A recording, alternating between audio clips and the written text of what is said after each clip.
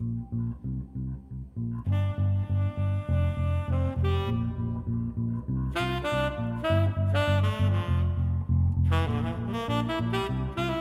Mozz! It's Chaz! We really want to be your friend as we talk about Jessica Jones. Hey! Welcome to the AKA JonesCast. I'm your host, Charlie, the Professor Esser, and with me as always is my skinny rich friend. It's Mozz! Hey, Mozz. So glad to have you as always.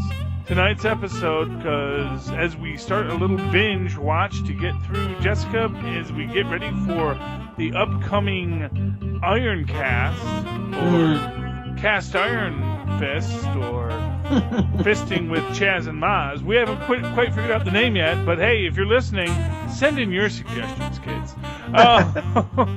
Can't wait for that. Yes. Okay. Tonight's episode, aka Sin Bin. Season 1, Episode 9. Just when Jessica has Kilgrave right where she wants him, Hogarth's involvement complicates the situation. Details of Kilgrave's past emerge. Directed by John Dahl. Written by... Who did the writing on this one? I always put the comic book guys first. Jamie King and Dana Barada, along with Jenna Reback, our staff writer. Okay, now this one opens up pretty much where we left off the last time, which was she had drugged up Kilgrave and locked him in the room. And then we open up with basically Jessica doing a lot of, I guess what you might call some psychological torture on poor Kevin. What do you think? Yeah, I thought it was pretty damn dark.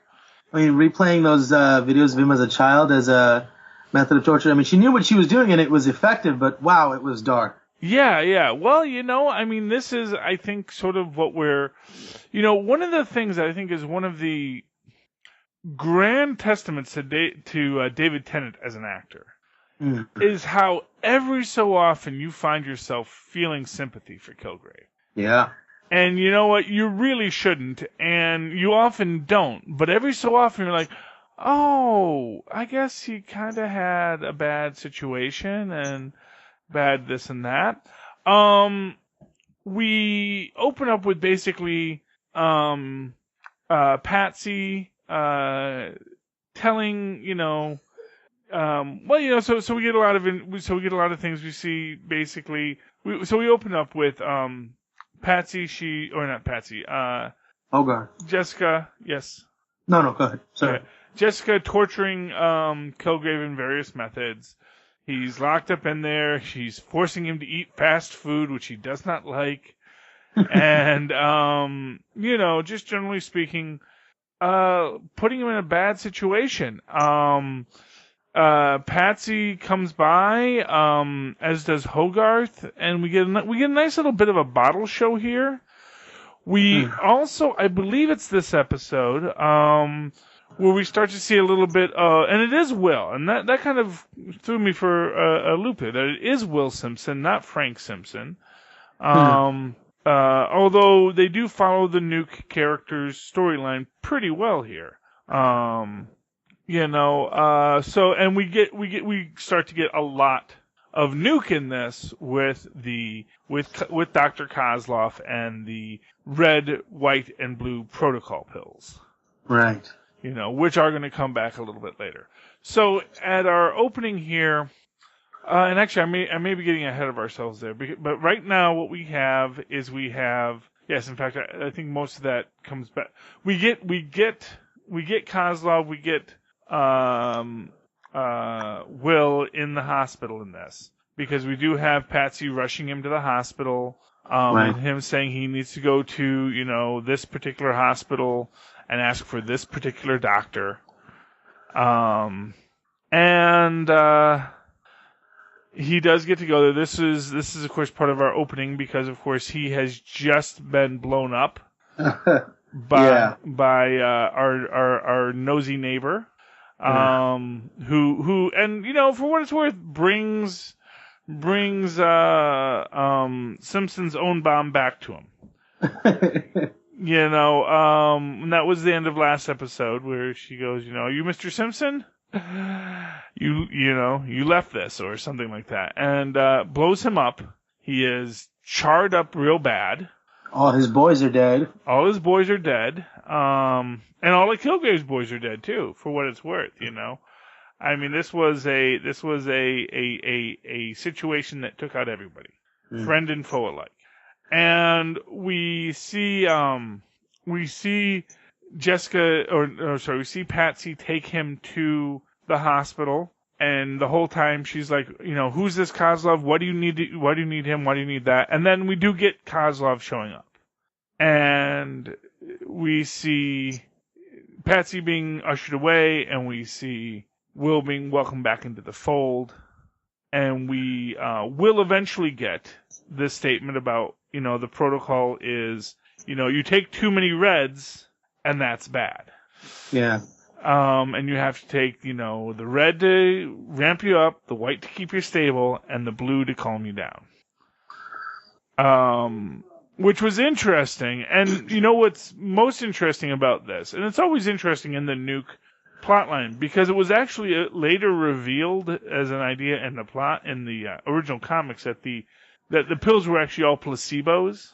Really? Yes. There was nothing specific about the reds. It's just that they had gotten him to associate the reds with this reaction so that he would basically have the reaction for the reds, and then the whites and then the blues, So essentially they used the real drugs on him in the beginning to get his body to remember that reaction, and then they can trigger it with a placebo. That seems, and now they're not 100% consistent with all that, continuity in comic books being what it is. But yeah. At the end of it, that was like the whole big reveal of the original Nuke arc, was that these reds, whites, and blues that he would take were actually placebos. Now, of course, the other aspect of Nuke is that he is the Vietnam era Captain America. That he was essentially this Captain America created in the 1960s during the Vietnam War era, during this very, convoluted time of very extremist ideals, and Nuke kind of being not only the embodiment of it, but also it taken to its extreme.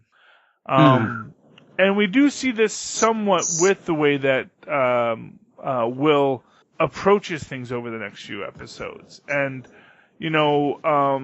not so much mansplaining, but definitely feeling that he is the one who needs to be the guy in charge. Right. And that because he has the experience. Yes.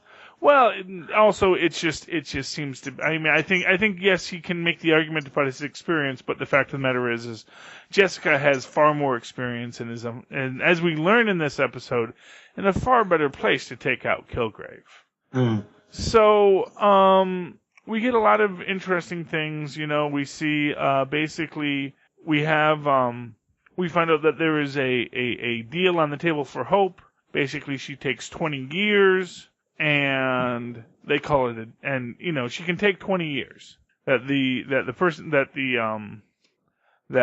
DA is offering her 20 years, and if she takes 20 years, then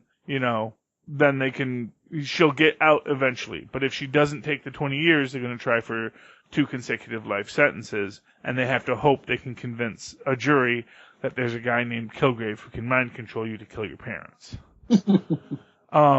Although not for nothing, this is one of these things I always say, I don't know exactly, and I'm trying to remember the timeline here, if this does take place before, no, this actually takes place after the Avengers. So at this point in history, people are pretty familiar with the idea of the sky opening up, aliens raining down, and a giant green man, destroying the city. The second time he's done so, as I will always point out.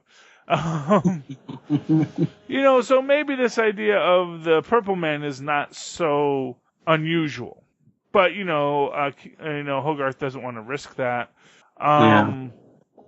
But they're there, and they and Jessica goes in to try and basically make Kilgrave confess, and of course he doesn't control her the way she had hoped he would. She doesn't get to show that, he's in control, that he can control people. Right. Although this comes back a little bit later, too. Yeah, I mean, a lot happened. Here's one of these things I wanted to talk about.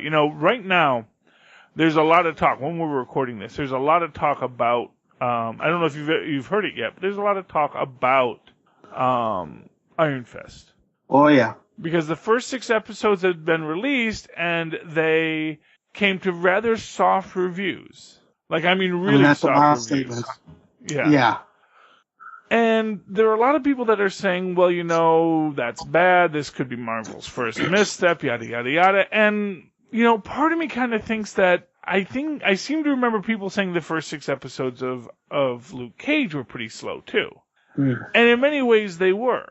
Because you do spend this first 6 episodes building out a universe and spinning your wheels, and then in the back half, there tends to be this massive acceleration. And as you and me are rushing towards these last 5 episodes, I think that acceleration is self-evident.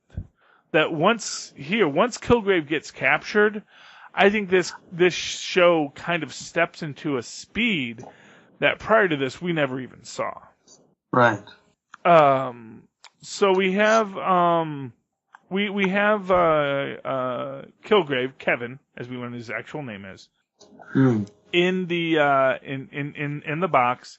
They can't get him to control anything, but they do realize, if they could find his parents, maybe that would be a trigger for him. And Jessica makes the point that, hey, his parents can't be around, that he looked for them. And Patsy makes the point, gee, if only he had hired a top-notch PI. Of course, it's pointing out that, maybe if you looked for him, you'd do better than some crazed sociopath, Right. Who just says, tell me where they are. And people say, I don't know where they are. Because, they're hiding. Right. And for what it's worth, she does find them fairly quickly. Right. Because, I figured, by this point, they've got to be really, really good at hiding from him. They probably got a good dose of what his tendencies are, how he observes situations, and how he reacts to them, enough to know how to avoid him. Well, yeah, and not for nothing, they know to keep their heads down. Right. that I think, if nothing else, that's the whole thing. In fact, what gives them away is, what we learn is the support group. Right. And, this, of course, is one of these things where you might point out, the forming of the support group, I'm sure there were a lot of people who said, well, this is slowing us down. Why are we here? Why are we taking out of this supposed to be a superhero show to show this, meeting of people at this support group? But then we find out that, oh no, actually, this is all incredibly important. Because, of course, Jessica accidentally steps on the picture of Kilgrave's mom, when she does track down who they were, right. From the 70s, she realizes she's seen that face before. This face of a woman, but with pretty severe scarring on the left side of her face. Right. And she's been coming to the meetings. Now, did she remember seeing her? Because I don't know if Jessica's been to any of the meetings before this, but she did interview everybody that eventually became a part of the group. So I wonder if that woman was there then. She did go to one other meeting, I believe, and I know she did see them. I know she did see her at least once. They did have this cross. She wasn't one of the groups originally interviewed for people who had I don't believe so. Although, you know what? Now I kind of want to go back and check. You know what? Let me just see something real quick. Want to see if they have Louise Thompson, Lisa Emery. I want to see how many episodes she did of this. You know what? She is in 4 episodes. Yeah, she was in 99 Friends, aka You're a Winner, and then here's where we find out her name is Louise Thompson, and then of course the next episode, 1000 Cuts. So yeah, so she was there the whole time, and we didn't even notice. Yeah, well, but that's the thing. Like I say, a lot of times with these, and here's and for what it's worth, here's the thing about Netflix shows. they are often meant to be watched back to back. They're often meant to be watched in a kind of a bingey format, where you're going to sit down, you're going to watch 2 episodes at a take, maybe 3 or 4, because you have the free time and you're going to do that. And when you do that, what seems slow paced actually starts to accelerate. And by the time you get to these very fast paced episodes at the end, you're like holding on for dear life. And you don't even remember that maybe the first half was a little bit slower. Right. And here you have this classic example of this character that had been introduced often, but you don't get that payoff for 4 whole episodes. And then once you get that payoff, everything starts to fall into place, and you really start to see where everything is going. In the previous episode, you had a payoff for a lot of things that we had been seeing that, again, might have seemed odd and weird, like her reciting the street names. And suddenly you realize exactly where it is, and it all becomes much more tangible and much more real. Much more of a way of holding on to the past and controlling it. Yeah. Okay. Anyway, so they do track down the Thompsons. They realize, they realize that, the only way that they're going to be able to prove this is by having him interact with his parents. Right. Because they know he's not going to be able to resist controlling them. Right. And that's essentially the idea, is that if we can have him not resist controlling, because right now, when Jessica goes into the room with him, they'll assume he just didn't want to control her. Right. Or, yeah. But she doesn't know that yet, though. Well, no. Well, right now what they're thinking is that, because this is the big reveal at the end of this episode. Right. Right now they're sitting there, and she goes in just prior to this, and she beats him up and insults him, trying to get him to try and take over, and he doesn't. And of course, when she sends the footage to our cop 2 years from retirement, man. Oh man, if you're an African American character and you say I'm this far away from retirement, you just know that's just a bad omen. Yeah. But he does in fact, say he's 2 years from retirement, which is why he doesn't want to get involved. But then she sends him the footage of her beating the holy hand grenade out of Kilgrave, and so he does decide to get involved. And of course, after that whole incident, when we see a very kind of sad and pathetic and beaten down Kilgrave, when he's writing on the window, "Help me," yeah. It's a very different world that people are coming into when they see him. Yeah. And, they basically and of course, see, this is one of these moments here, because we do get a thing here with, Hogarth and Kilgrave. Right. That's when they leave to go find the parents, yeah. Yeah. So Jessica goes to find the parents. Patsy decides to take a breather, and they leave Hogarth alone with Kilgrave. And that leads... I don't see how Jessica didn't see this coming. Yeah. I mean, it's well, you know what? And again, it's this... Yeah. Well, you know what it is? It's like you assume we've explained how this is dynamite and how children shouldn't play with dynamite. Right. But you know that if there was a box of dynamite in your living room, your child would probably want to play with it, at least a little. And that's not good. Children shouldn't play with dynamite, and lawyers shouldn't play with mind controllers. Right. But she does, and she does something that causes a great deal of problems a little bit down the line. So, yeah. No, go ahead. Okay, yeah. So, we've brought back Kilgrave's parents. We have the cop there who's been handcuffed because he does not want to be there. Because, he's not a fan of all of this. He really doesn't like the crazy and the weirdness, but he does... he understands the argument, but he also doesn't necessarily want to be in the middle of this.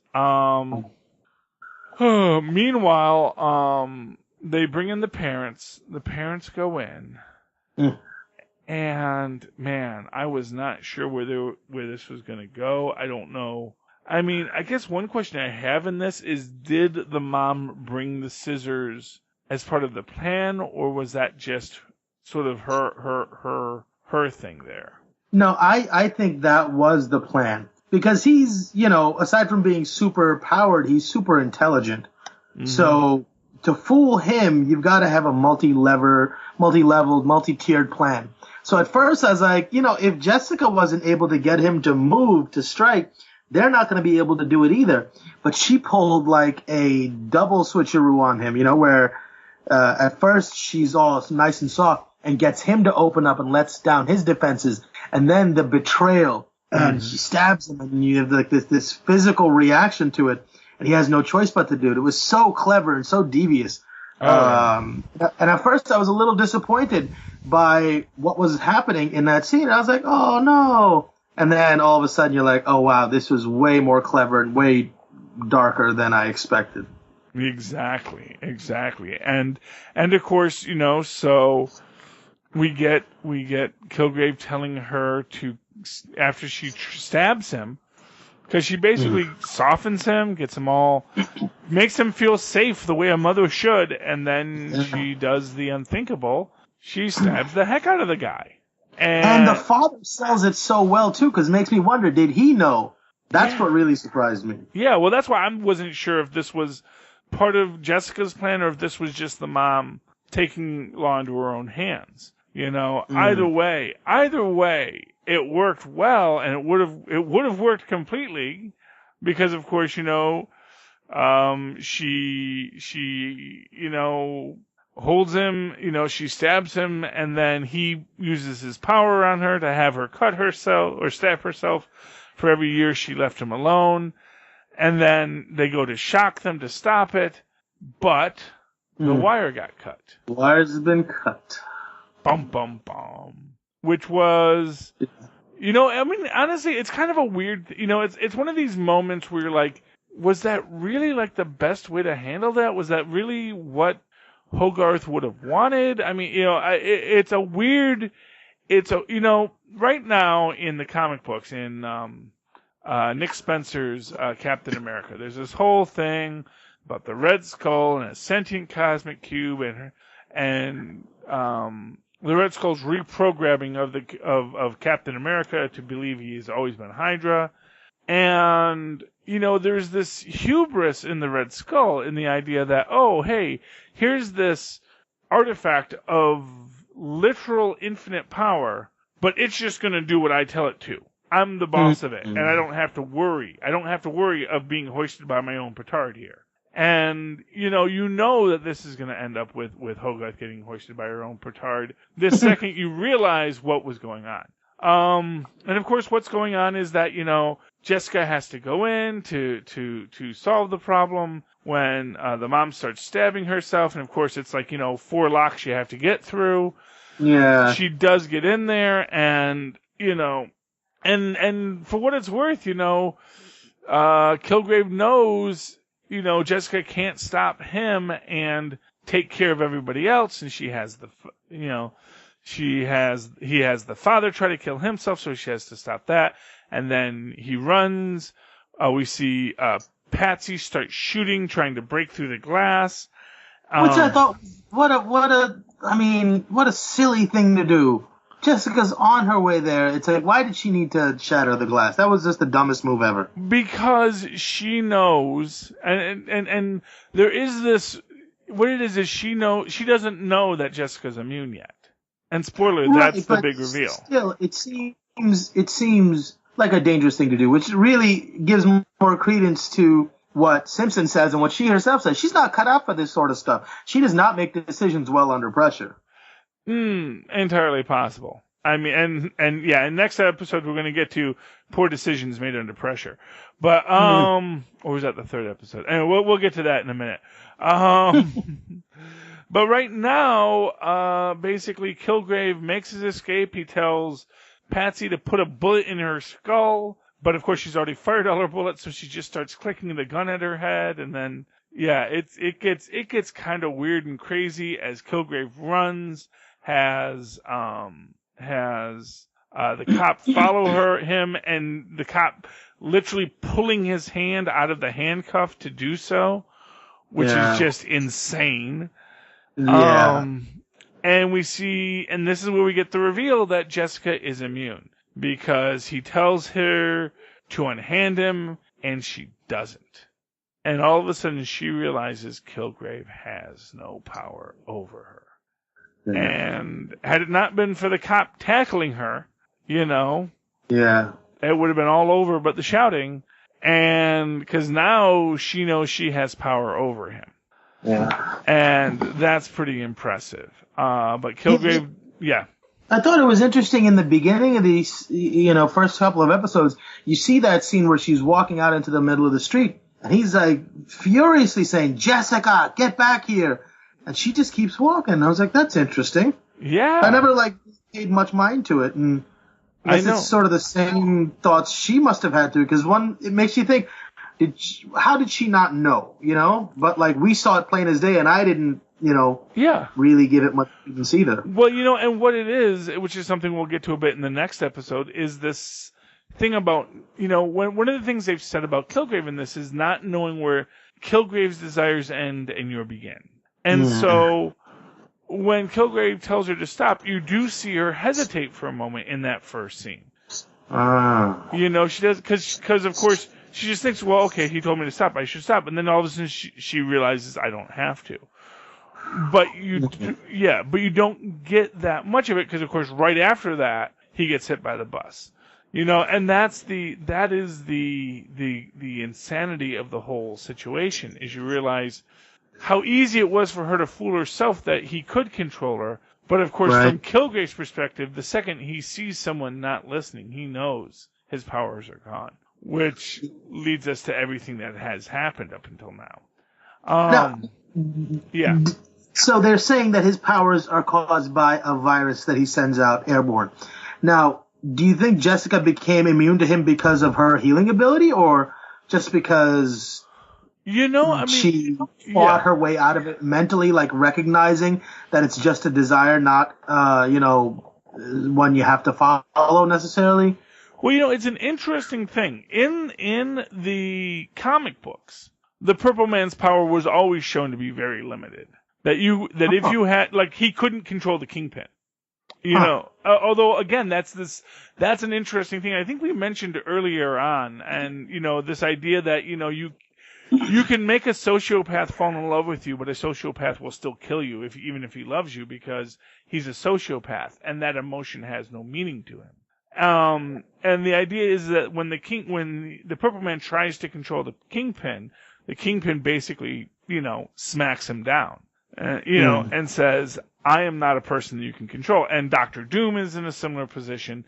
And there are these characters of absolute will in comic books who are just whose animal magnetism, if you will, is stronger.